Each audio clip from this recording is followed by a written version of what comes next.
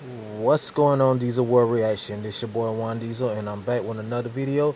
This one's called Paul Stanley on the downfall of Kiss during the Dynasty tour. By the way, Kiss is my favorite rock band of all times. You know, I know so much about this band. I'm a huge fan, but there's a lot of stuff behind the music that I didn't know, and I'm learning. And this is one of them. So let's get into the video. Bill Coyne brought in Vinny, who had produced Peter's solo album, to appease Peter. By this point, we were stuck in an ongoing yo-yoing process with Ace and Peter. Are they in or out? Can we keep this going? Bill and Sean Delaney's relationship was fraying at the same time. Sean was sent off to work on a few of Bill's other bands, and then he just disappeared. We basically never saw him again once he and Bill split up. So Bill needed Vinny to be the peacemaker. We found out later that anyone hired to work with us at this time got briefed by Bill about what you could and couldn't say to each guy. He made sure we were insulated in this artificial world where nobody ruffled our feathers. People were told what we each liked, what offended each of us, what we each needed to hear. People were paid to tell us what we wanted to hear, and it was hard to make a distinction between motive and heartfelt opinion. We were in an Elvis bubble.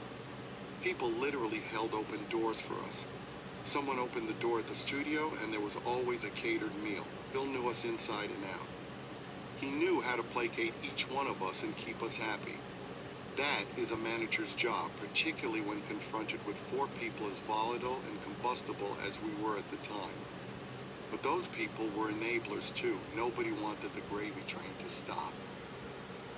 To Vinny's credit, though, he didn't want Peter to play on Dynasty despite their relationship. For Peter, Vinny was a buddy. But for Vinny, this was a job, and Peter was no longer capable of playing what was asked for and needed. So Vinny brought in Anton Fig to play the drums. Anton had been in an Coyne-managed band called Spider and had played on Ace's solo LP. He later went on to play in David Letterman's house band. We worked out a deal. Anton was paid well, but we weren't paying for secrecy. Rumors did swirl that Peter wasn't on the album, but we never felt the need to address them. We never thought about actually kicking Peter out, at least not yet. For now, it will remain the four of us, as always.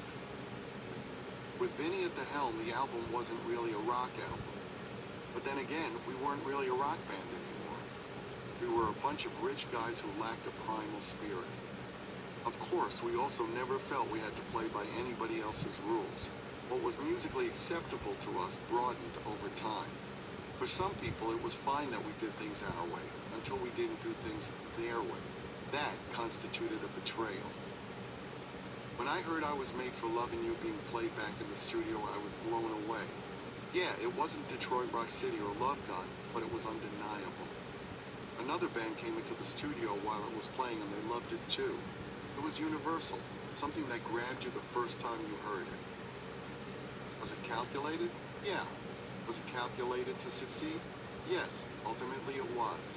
But was that a bad thing? It started as a challenge to myself to see whether I could write in that style instead of meat and potatoes rock and roll. It was no different from the challenge I gave myself with Hard Luck Woman. The only difference was the style. No apologies for a hit that people worldwide still want to hear and sing along to. The show we mounted to support the release of Dynasty was no longer a rock show. It was more like HR puffing stuff on ice. It was something that perhaps in some ways we consciously maneuvered toward. Over time, the band had evolved to include a broader demographic than in the beginning, but the change in our live presentation was just one of many missteps made at the time. We wore ridiculous outfits for the Dynasty tour, like Vegas or Disney characters jumping around in our colorful outfits. I don't consider what we normally wear to be costumes, but the clothes we wore on that tour certainly were. I had a layered lavender top. I guess the thought was that the black and silver look we'd always had was too hard-edged, so now we were going to add an individual color for each guy based on the halo color on each of our solo albums. It was horrible. I had designed the stage hexagonal with elevators that brought us up to stage level. We paid a fortune for a laser curtain to ring the whole stage. This was the early days of lasers though, so they were very dangerous and water-cooled and big. It never worked properly. We spent years in court trying to get our money back for that laser curtain. We also had 2 complete stages built in anticipation of the need to leapfrog to alternating cities. We could add dates in one city while another crew erected the second stage at our next destination, allowing us to satisfy ticket demand in one place and then play the next place without an off day to tear down and rebuild the stage. Without Sean around, Bill brought in a choreographer named Kenny Ortega to try to tinker with the show. Kenny went on to work on stage shows for Michael Jackson and Cher, movies like Dirty Dancing, Ferris Bueller's Day Off, and High School Musical, and the music video Why that does it sound like celebrated he's reading from a Billy book? Squire's career, Rock Me Tonight. Bill also brought in a guy named Joe Gannon to work as a stage manager and direct our show, like a Broadway musical. Perhaps not surprisingly, the tour was in trouble from the start. It wasn't a good omen when our first show was canceled. We figured we would be doing multiple nights in most markets, but for the most part, that didn't happen. We had already had a few 2- and 3-night stands on our last tour in 1977, so what was next?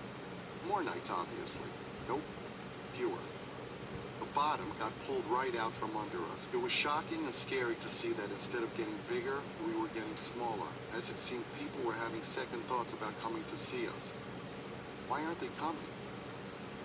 We had sanitized ourselves and were well on our way to extinguishing the fire that had propelled us so far. We stayed at a hotel opposite the Forum in LA when we played there, and I looked out the window and broke out in a cold sweat because I saw so many kids and families standing in line, which at that time could only backfire on us. The line could just as easily have been for the circus.